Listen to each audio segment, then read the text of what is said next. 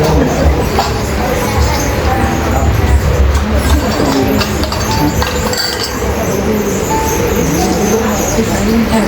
มเณรเดียวนี่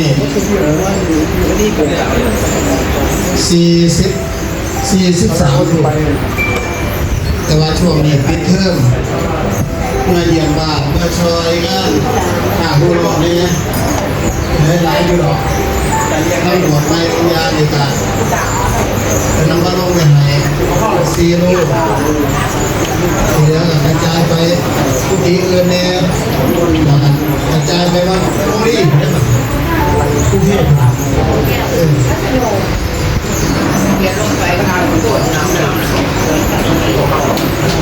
กระจายมาเบิ่งเชียงยังไงเนี่ยได้ครับให้ดูดีได้มาครับ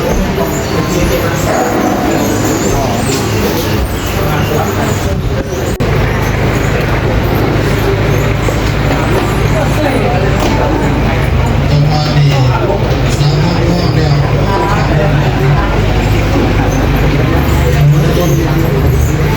ดูหนาดีครับ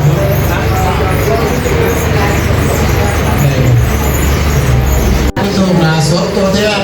อาจารย์ธรรมชัยชุดสูบหนาสดพี่น้องไทยมันกันละกาแฟเดียวกันละโอ้ยเดี๋ยวสิกระลำนะเถิดกาแฟเข้ากันกันได้หรอถูกไผ่ถูกมันกาแฟเราเอาน้ำกัน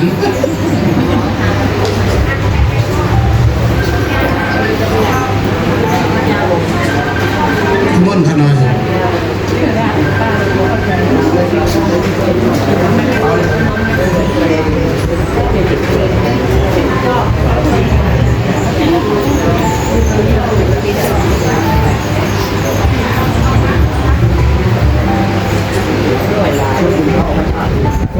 เ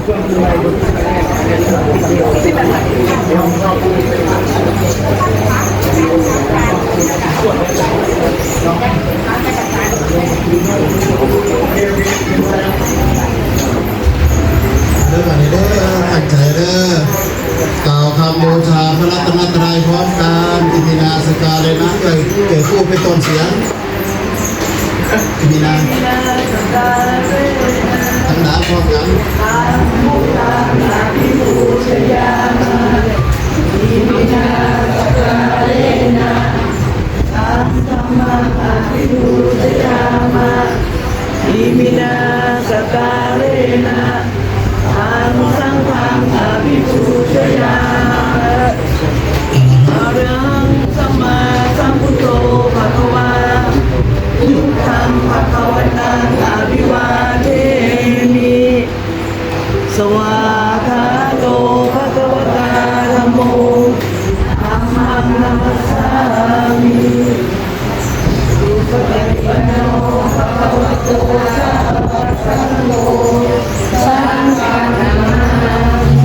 โมสังโฆพร้อมกันเลยไว้ข้าตัวเด้อเชิญค่ะสัมมาสัมพุทธัสสะนะโมตัสสะภะคะวะโตอะระหะโตสัมมาสัมพุทธัสสะนะโมตัสสะภะคะวะโตอะระหะโตสัมมาสัมพุทธัสสะ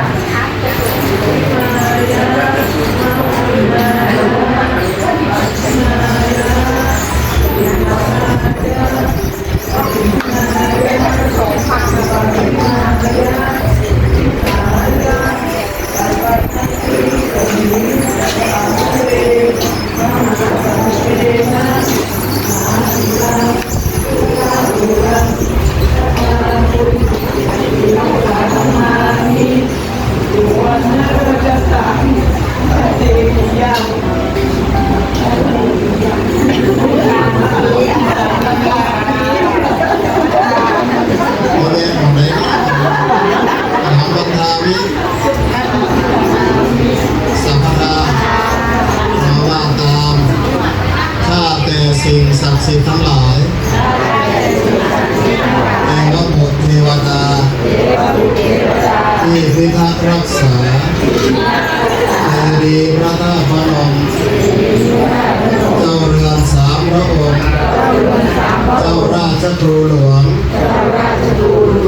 กรเสม็ดบุรพาจารย์วัดพระธาตุพนมพระภูมิเจ้าที่เจ้าแม่ธรณีพระยาสตานาคาพญานาคทั้งเจ็ดที่ดูแลรักษาปกปักรักษาเจดีย์พระธาตุพนมพญามุจลินที่ดูแลรักษาสาพังทองสาโบราณวัดพระธาตุพนมพระภูมิเจ้าที่เจ้าแม่ธรณีที่ดูแลรักษาอาณาบริเวณคณะบุญญาเขตสามัคคีสิ่งศักดิ์สิทธิ์ทั้งหลายจงรับรู้รับทราบวันนี้วันอาทิตย์ที่ 12 เมษายน 2569 ข้าพเจ้าทั้งหลายครอบครัวออกสื่อครอบครัวที่1ที่2ไปเชิญจ้าขอที่ส่วนกุศลแด่ดวงวิญญาณของคุณพ่อบุญยิ่งศรีหาคุณพ่อบุญจันทร์คุณแม่บุญเพลงศรีหาคุณพ่อตันคุณแม่หมีศรีหาคุณพ่อศรีคุณแม่แก้วศรียวงศ์คุณแม่วันทองบุภาชาติคุณพ่อแก้วตาคุณแม่บุญล้อมไก่แก้วนายสนั่นนายสัมพันธ์ศรีผานางสาวเตือนใจนางสาวเปรมจิตศรีผาคุณแม่อเนงศรีผาคุณพ่อร้อยตรีสานิตศรีผาแม่นัทธิยานายสิงหนาถศรีผานายพลนางสาววันเพ็ญศรีผานายชัยชนะศรีผาพ่อสารพีแม่สมบูรณ์อนุรักษ์แม่เขียวสุรักษ์สมณีพ่อสนะแม่ปุษรีอนุรักษ์พระอนุรักษ์เจดีย์พ่อขุนแม่ดวงแก้วรัตโนพ่อเพิ่มบุภาชาติคุณแม่จอมคำบุภาชาติพ่อกระดับแม่เมตตาพ่อวินัยคุณนัทไทยคุณพ่อคุณแม่ลายคุณแม่คุณโน้ตคุณแม่สาคุณแม่พาคุณพ่อบ้านคุณพ่อสว่างคุณแม่มาลีพ่อจะโตคุณพ่อขายคุณแม่ประกองพ่อจุฬาจันทรีแม่เขียนหนูหัวแม่จันทีพ่อเจริญคุณนักโหดคุณพ่อบุญดมแม่เด็กแก่พ่อขวัญชายแม่จิระวัฒนากรคุณพ่อรุ่งศักดิ์ฐานะพ่อชูมิตรมินนายทวีทรัพย์ศรีผานายเดชาศรีผาแม่ธีรมนจันทร์และแม่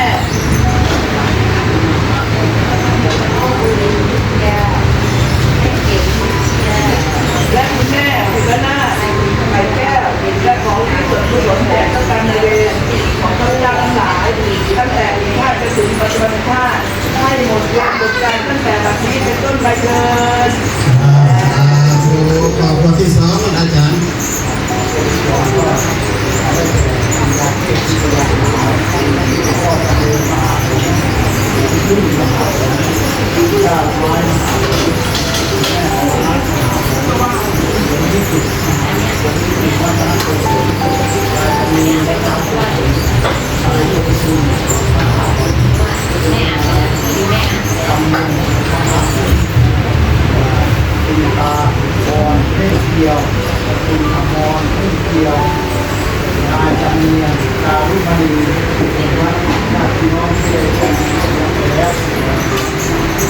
ซื้อหน่อยก็เพิ่ม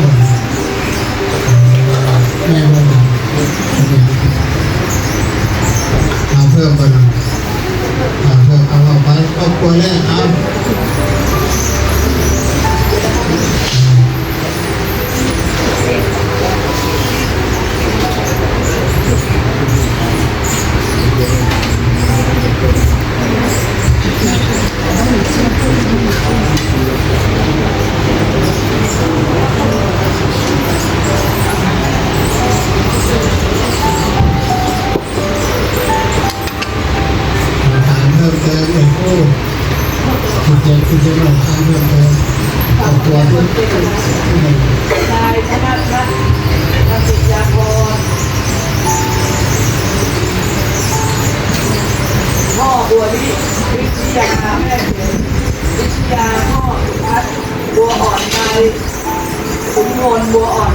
วัฒนาพัฒโน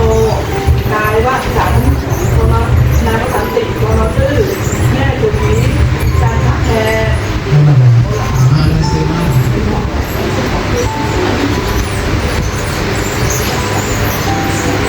ไม่บอกพวกซิ่งตัวดีถูกไหมนะวันศุกร์วันเสาร์อะไรก็เป็นเสียงรถอยู่หน้าวันเป็นเหนื่อยขนาดเหนื่อยเศร้าหนักคือข่าวว่าตามเด้อจึงถือโอกาสบอกกล่าวสิ่งศักดิ์สิทธิ์ทั้งหลาย ให้รับรู้รับทราบและนำข่าวสารการทำบุญอุทิศไปถึงดวงวิญญาณญาติพี่น้องทั้งหลาย ที่ร่วงลับไปแล้ว ที่อ่านรายนามไปแล้ว ให้รับรู้รับทราบและมารับส่วนบุญส่วนกุศลในคราวครั้งนี้ด้วยอีกเถิดนิมนต์ผสมรอเพลงนะโมตัสสะภะคะวะโตอะระหะโต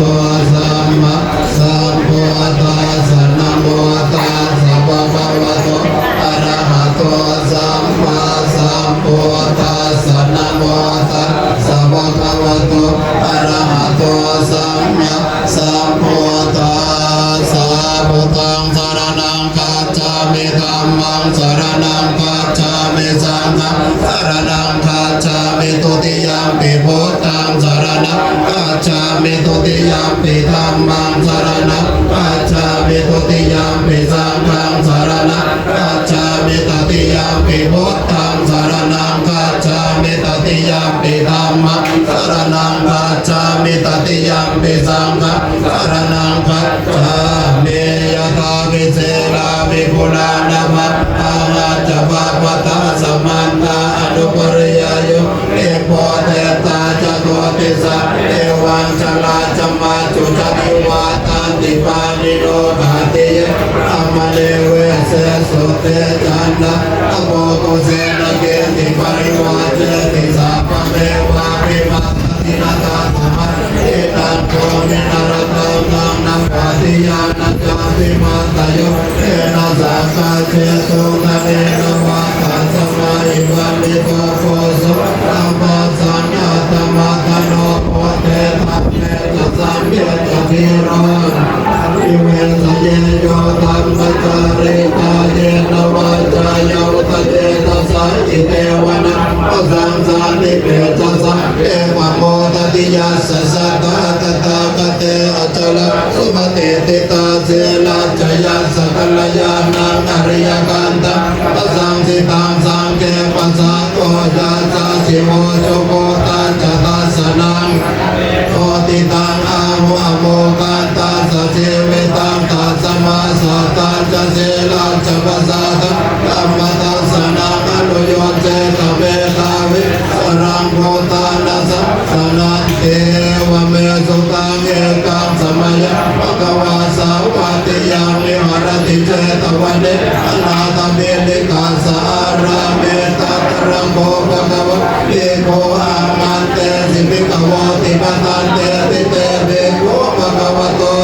จัสโสโสภะคะวะเอตตะโวจาโอปะทาวะเบกเวตตาคตานังอนุปัฏฐวะตตาปตานังติตาวะสาตาสุตามาติตตาอมนิยามตาสัพเพทาราอเนจาติตังตตาคโตอภิสัมโพจติอภิสัมเมติอภิสัมโพจิตวะอภิสัมเมตวะอาเจกติเตเสติปัญญเปติปาตเปติวิวรติวิปัสสติโอตานิอโรติสัพเพสังขาราอเนจาติโอปาทาวะเวกเวตานังอนุปาทาวะตตาคตานังติตาวะสาตาตุตามาติตตาธรรมนิยมตาสัพเพสังขาราโตคาติตังตตาคโตจติอภิสัมเมติอภิสัมโพจิตวะอภิสัมเมตวะอาเจกติเตเสติปัญญเปติปาตเปติวิวรติวิปัสสติโหตานิอโรติสัพเพสังขาราโตคาติโอปาทาวะเบกเวอนุภาทาวะตถาคตานังติตาวะสาตาตุตามาติตา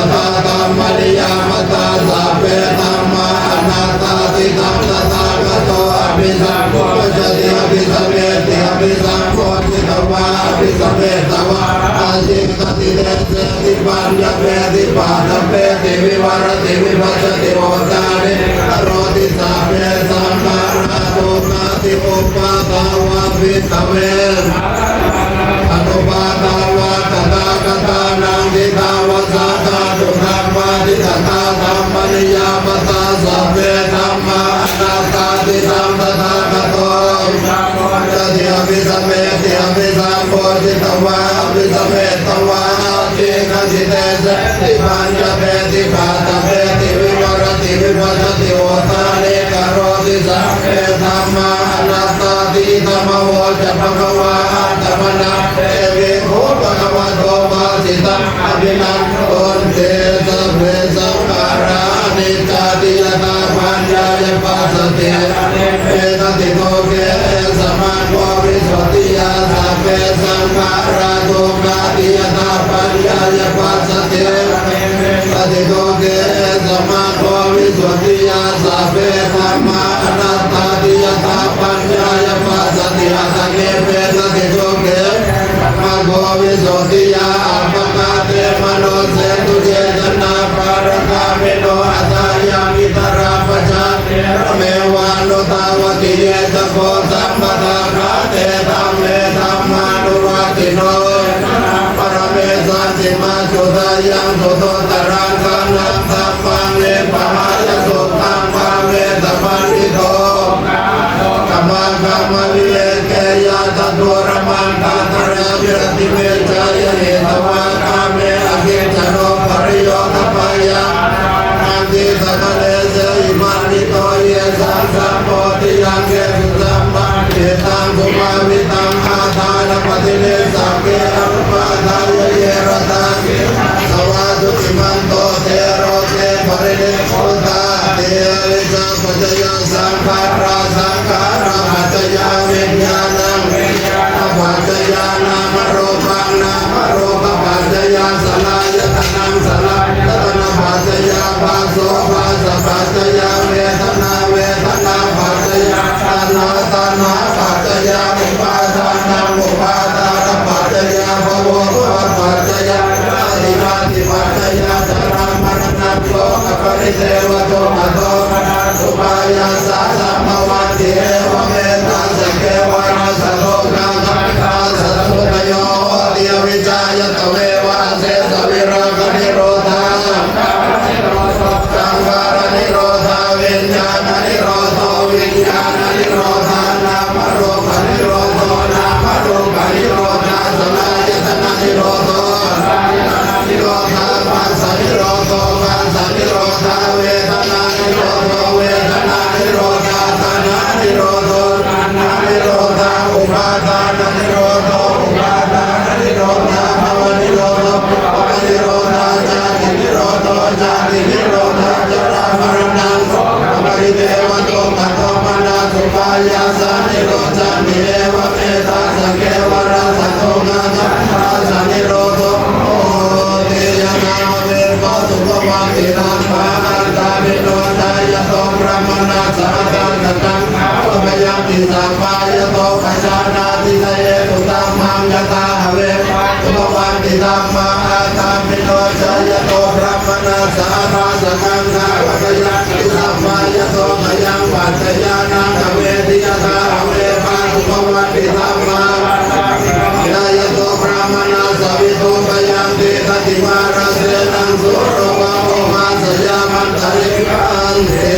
ติตังนวะขมายนาปฏิกังเกอนาคตังติสัมเพนังสัมมัปปัตตังจานาคตังปัจจุบันนังโยธัมมังคาตังกาตวิปัสสติอาสัง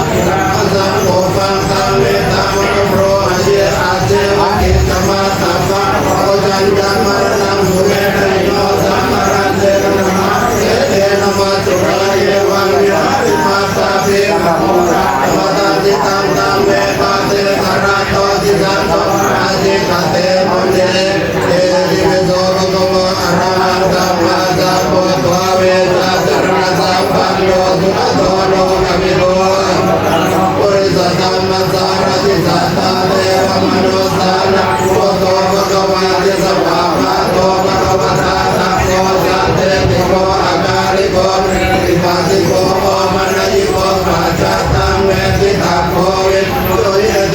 ฏิปันโนภะคะวะโตสาวกสังโฆ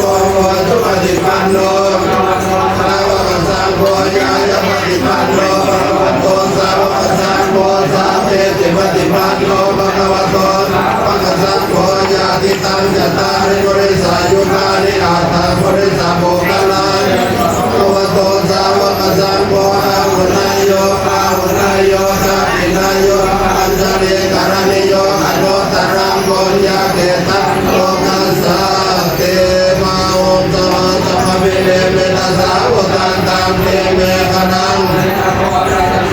มารังญาณาติตังมะวิตินาทิตวามุนิโตตังเตจะสาวะตุเตตยมันกลานิมาราติเรกะมะปิโยติตสาปราติโมรังสนาตวะกมะกมะตาตยาปังตันเตสุตันตวิตินาทิตวามุนิโตตังเตจะสาวะตุเตตยมันกลานิมาราติเรกะจวลังอภิมาจโพตันทาวะติตากมะสเนวะตุตารุณันตังเมตังโกเสกวิตินาทิตวามุนิโตตังเตจะสาวะตุเตตยมันกลานิกากมติหาสัตุตารุณันตังทาวันติโยชนะปะตังมุนิมานะวันทังเยเตปิสัมปะธรรมโนจิตวามุนิโตตังเตจะสาวะตุเตตยมันกลานิกาตวานากาตปุตรานิโกภาเมนิยาเจนจายโตตวัจนังยมาเจสันเตนะโสภวิตินาทิกวามุนิโตตังเตจะสาวะตุเตตยมันกลานิสัจจังเนวะยมติสัจจกวาตเกตงวาตาภิโรปิตมนังปัญญาปฏิปัจจริโตจิตวามุนิโตตังเตจะสาวะตุเตตยมันกลานินันโตปัญญาตะพุทธังวิพุทธังเยเตนะเทระพุทธเกนะธรรมาปยันโตเยโตปะเทสมิตินาจิตวามุนิโตตังเต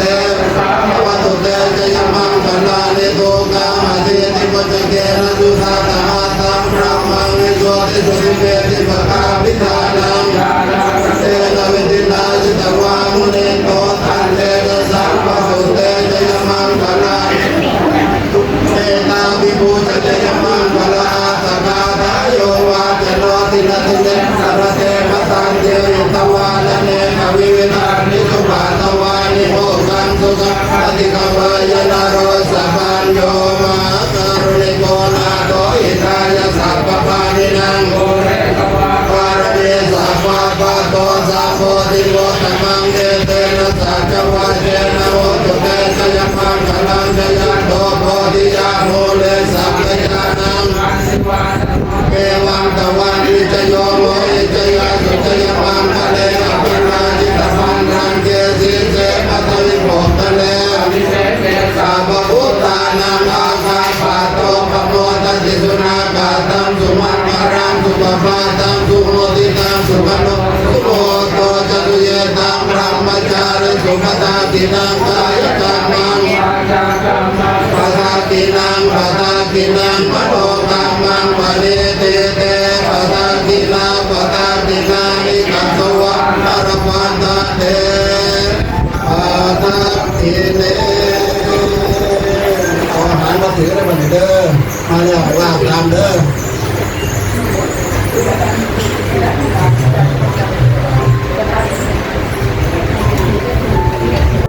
มัจยังมันเตนัตตานิสัพพะริวารานิเอโกสังคัสสะโกโนชยามะสาธุโนมันเตเอโกสังโฆอิมานินางสุปุระจีวรานิมัตตานิสัพปริวารานิปฏิคันหาตุอัมหาตังเยกรตังอิตายะสุขายะอันเตข้าแต่พระสงฆ์ผู้เจริญข้าพเจ้าทั้งหลายครอบครัวอาจารย์บุญยิ่งครอบครัวอาจารย์ธวัชชัยมหาผลได้น้อมนำมาแล้วเส้นผ้าบางสุกุลจีวรขอพระทหารขอน้อมถวายแด่พระสงฆ์ขอพระสงฆ์จงรับเพื่ พื่อประโยชน์และความสุขความเจริญ แก่ข้าพเจ้าทั้งหลาย เนื่องในโอกาสใกล้ขึ้นปีใหม่ไทย วันพรุ่งนี้วันที่ 13 เมษายน วันนี้วันอาทิตย์ที่ 12 เมษายน ข้าพเจ้าทั้งหลาย ได้มีโอกาส มีเวลามากราบมาไหว้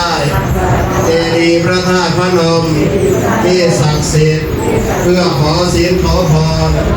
ขอความเป็นสิริมงคลขอให้สิ่งศักดิ์สิทธิ์ทั้งหลายจงมาปกปักรักษาปกป้องคุ้มครองให้ข้าพเจ้าทั้งหลายทั้งสองครอบครัวที่เป็นเจ้าภาพถวายพระทหารเพลในวันนี้จงปราศจากทุกโศกโรคเป็นภัย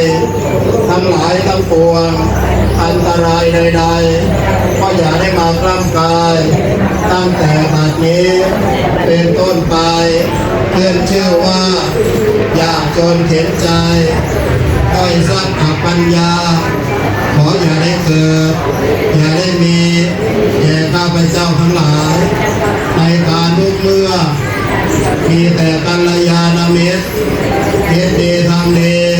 จะได้ช่วยปกป้องเชิดชูบูชาวัดวาพระศาสนาพระพุทธศาสนาให้เจริญยิ่งขึ้นไปให้ข้าพเจ้าทั้งหลายพร้อมครอบครัวญาติพี่น้องวงศาคณาญาติตระกูลวงวานสายบุญสายกุศลกัลยาณมิตรทุกท่านทุกคนของข้าพเจ้าจงหายทุกข์หายโศกหายโรคหายภัยหายพยาธิโรคาเพราะเห็นเป็นภัยหายไปทันทีเพราะวันเพราะเดือนเพราะปีเพราะวันคอยเคลื่อนเพราะเดือนคอยคลายเพราะปีคอยหายลับดับไปข้าพเจ้าทั้งหลายขออุทิศส่วนบุญส่วนกุศลที่ได้กระทำในวันนี้ไปถึงญาติพี่น้องทั้งหลายทั้งครอบครัวที่อ่านรายนามไปแล้วที่ร่วงรับไปแล้วให้มารับส่วนบุญส่วนกุศลในคราวครั้งนี้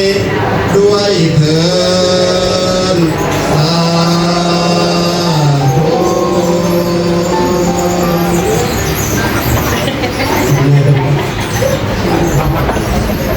มารู้สึกยังไงกันเด้อเก็บชิ้นประเด็นเก็บชิ้นมาน้องชายกับคุณเก็บชิ้นชีผู้อยู่กับใครล่ะน้องชายล่ะพกชิ้นตัวไหนทำงานนี้กินได้บ้าง67ต้องคนดีเราดีแน่มาจากไหนได้นามสกุลคำรุ่นมาห่วงบุญนี่บอกดีเกิดสักสักเจ้ามาจะเกิดเคยทองทุกนี้หลังมาดูเมืองกันเด้อ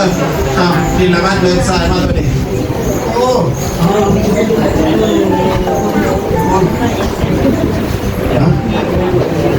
ขอเอาเจ้าภาพสองเจ้าภาพที่เล็กคนอะไรขอบคุณอาจารย์ธวัชชัยเอามาถวายเจ้าคนเจ้าพันอาทิตย์ละเจ้าภาพขอบคุณอาจารย์ธวัชชัยมหาผลเชิญจ้ายังมานะเด้อลุกไปไว้ไม่ทำไรเด้อโอ้ยบอกปันอายุหลายเถอะเนาะลุกไปไว้บอกปันอายุหลายเถอะพ่อมาพี่พ่อมาตรงกลาง อ้าว เขาเขียนน้ำเอาเออ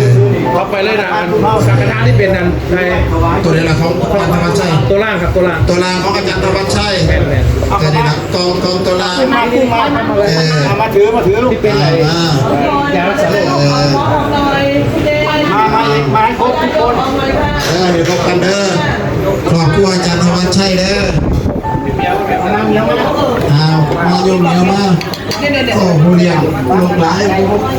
เฮ้ยเอาเรียงหน้าอยู่บ้านนี่เรียงต่อโอ้ยเดี๋ยวจะมือพูดไปทีเลยนะ นายเดียว อาจารย์ปีบอกโอ้อ้าวเอาเด้อสบายเด้อบัดนี้เด้อขอบคุณเลยอ้าวเดี๋ยวพอเพี้ยนกันบัดนี้แค่ระบอกเอาครอบครัวที่สองบัดครอบครัวแรกลุกไปนั่งเก้าอี้ที่เท้าบัดนี้เอาครอบครัวที่สองบัดนี้ครอบครัวอาจารย์บุญยิ่งมากบัดนี้อ้าวมาบัดนี้เชิญจ้า ผู้ฟังกับไปทางไหนไปผู้ฟังสติเชิญค่ะ ขอบคุณลูกหลานพ่อใหญ่ควรเนี่ยได้สองเด้งหักหน่อยเอาครอบครัวสีผาบันนี่เชิญอันนี้เป็นน้องของยายกับอาเด้งเป็นน้องของยายอาเด้งเป็นน้องของอาจารย์บุญยิ่งเนาะ นายมา เดินหน้ามากขวนมากมาพอยาสูบมา นี่ เอาได้ ภาษาเด้อถ่ายรูป ถ่ายรูปเด้อ เข้าเป็นอันนี้เด้อสังฆทานข้างบน ข้างบนเด้อเป็นกองเด้อเป็นกองข้างบนเด้อเอาละบอกเอาจีนไว้เขาจะถ่ายรูปกันด้วยถ่ายรูป 1 2 3 4 5 6 7 8อีกผู้นึง เจ็ดบอก พี่รุ่นอุ้ยตายลูกลืมลูกคน โอ้ยลูกไส้หลังคนเดียวนะโอ้ยข้าดีคือเพื่อไปหาคนใหญ่ขายดีก็ไม่ใช่อยู่คือซื้อเวลาหมดลืม เอาได้เอาเปลือกถ่ายรูปกันแต่จะตั้งหลังก่อนนะครับ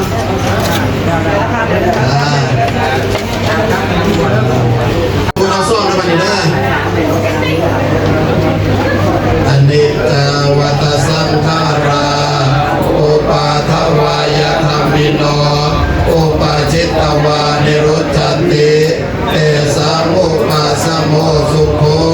สัพเพสตามารติจามาริสุจามาริสเร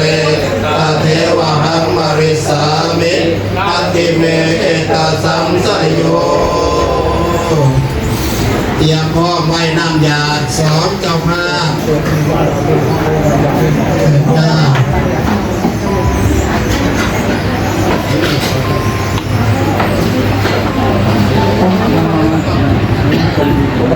รับระบอ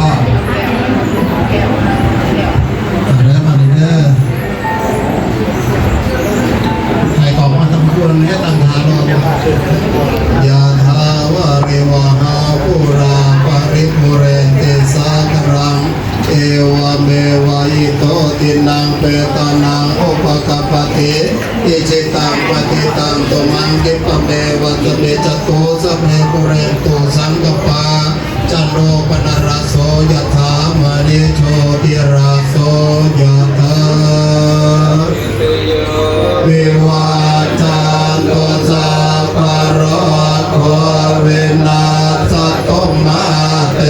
ภวัตวันตรายโยสุเขเทขะโยโกภวะปิวาตนาเสเรียสเนจะโอทาปัจจายโนจัตตารโธรรมวัฏฏันติอายุวันโนสุขังภาลังยัญจะพุทธังกินาตินาสังฆามิโสปฏิทิตาอิตายาสัตานาโสอุปกัปปติโสยติธัมโมจายามิตาจิตโตเอตานาโปจาจักตตาอุราลาภลัญจะปิปุนามานุปตินังปุญญังปัสสุตังอนาคกันเทภวตุสัพพมังคลังรักขันตุสัพพเทวตาสัพพพุทธาโนภาเวนัสตาโสติภวันตุเตภวตุสัพพมังรักขันตุสัพพเทวตาสัพพธรรมังโนภาเวนัสตาโสติภวันตุเตภวตุสัพพมังรักขันตุสัพพเทวตาสัพพ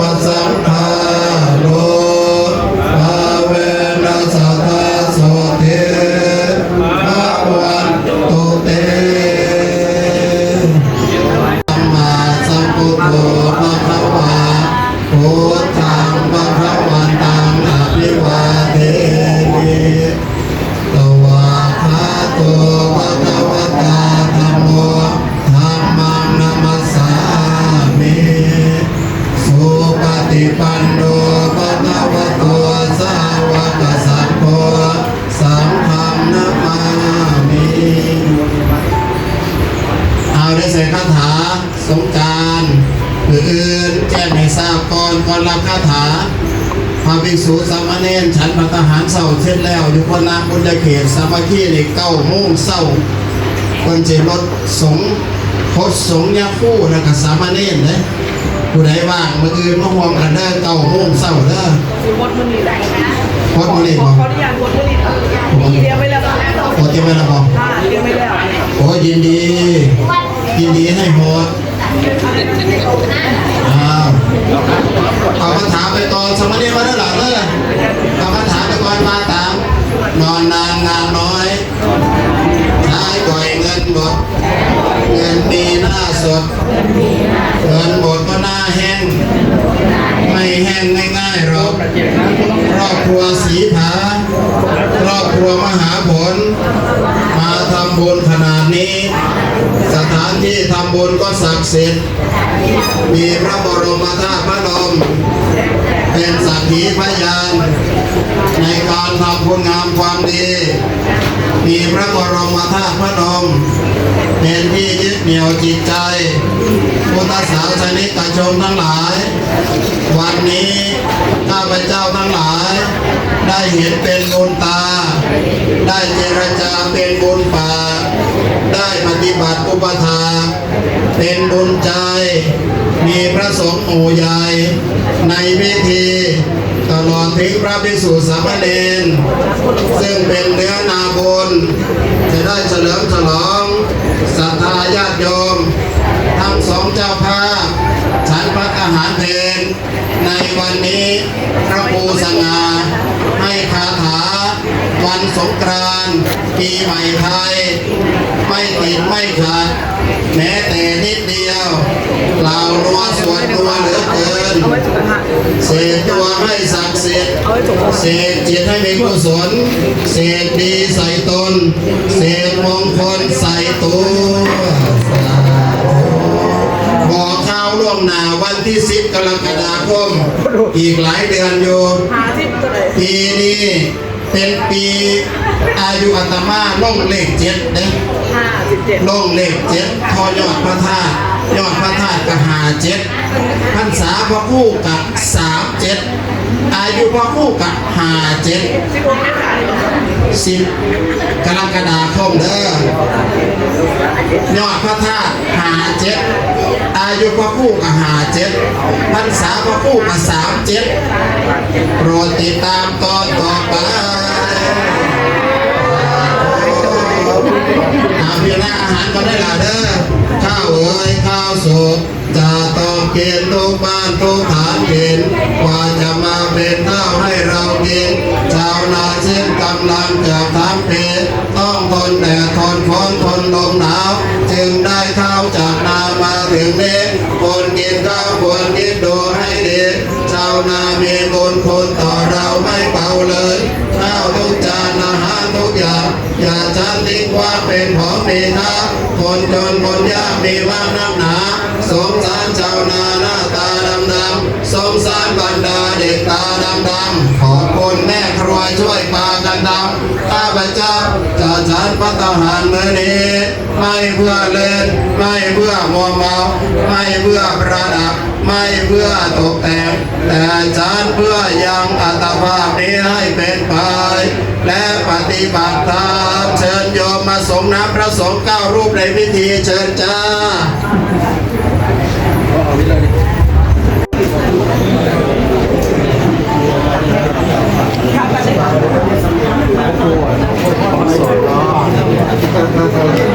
รอมายังคะคิวยาวค่ะคิวยาวค่ะคิวยาว ต้องใส่หลาโอ้ยไงคันหน่อยคันใหญ่โอ้ยมีที่ไหนไม่มีคันอีกเหรอเอาเทสกันก็ได้แล้ว